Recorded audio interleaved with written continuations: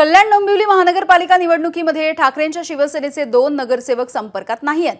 त्यामुळे ठाकरेंच्या शिवसेनेचे जिल्हा अध्यक्ष शरद पाटील यांनी मधुर म्हात्रे आणि कीर्ती ढोणे यांना ईमेल केलेला आहे आणि गटस्थापनेसाठी आमंत्रण दिले।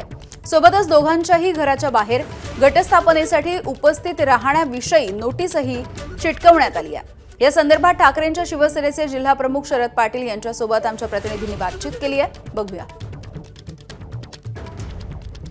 कल्याण डोंबिवली महानगरपालिकेमध्ये ठाकरे गटाचे 11 नगरसेवक निवडून आलेले आहेत। मात्र त्यापैकी 2 नगरसेवक जे आहेत ते शिंदेंच्या संपर्कात असल्याची चर्चा आहे आणि आत्ताच जिल्हा प्रमुख जे आहेत शरद पाटील यांनी त्यांच्या घराला जाऊन नोटीस चिटकवलेली आहे। कीर्ती ढोणे असतील किंवा मधुर म्हात्रे असतील यांच्या घराला त्यांनी नोटीस चिटकवलेली आहे। त्याचप्रमाणे त्यांना ईमेलद्वारे देखील संपर्क साधलेला आहे।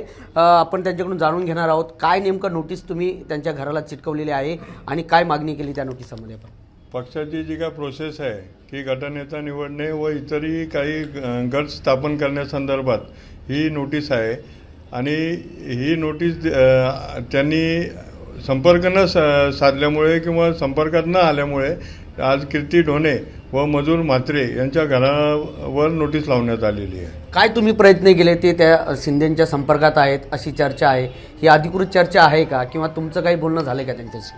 नाही, एक 2 दिवसापूर्वी एक फोटो व्हायरल झाला होता की श्रीकांत शिंदे यांच्यासोबत फोटो व्हायरल झाल्यामुळे आणि त्यांच्या घराशी संपर्क जेव्हा साधला परिवाराशी तेव्हा असं कळून आलं की ते संपर्कात नॉट रिचेबल झालेले आहेत। तर त्या नॉट रिचेबल होण्यामागे काय कारण आहे हे आत्ता तरी सांगता येत नाही, पण आम्ही त्यांना संपर्क साधण्याचा प्रयत्न केला आणि संपर्क साधण्याचा प्रयत्न केल्यावरही आम्हाला ते आढळून नाही आले। त्यामुळे जी काय पक्षाची प्रोसेस आहे ती आम्ही पुढे करत आहोत। गटस्थापनेसाठी काय नियोजन आहे, कधी गटस्थापना आपली होणार आहे या संदर्भात? जेव्हा एक GR येतो नगरसेवकांचा त्यानंतर कोकण भवन येथे आपण ज्या गटाची स्थापना होते म्हणजे शिवसेना उद्धव बाळासाहेब ठाकरे पक्षाची वेगळी होईल आणि मनसेची पण एक वेगळा गट स्थापन होईल। आता तुम्ही जर हे ईमेलद्वारे किंवा नोटीस त्यांच्या घराला चिटकवलेली आहे, जर ते उपस्थित नाही राहिले तर त्यांच्यावरती काय कारवाई केली जाईल आपल्या पक्षाकडून? बघा, ते जर उपस्थित नाही राहिले तर डिस्क्वालिफिकेशनची प्रक्रिया पुढे भविष्यात सुरू करण्यात येईल। नक्कीच चर्चा जी होती की एबीपी माझा, उघडा डोळे बघा नीट।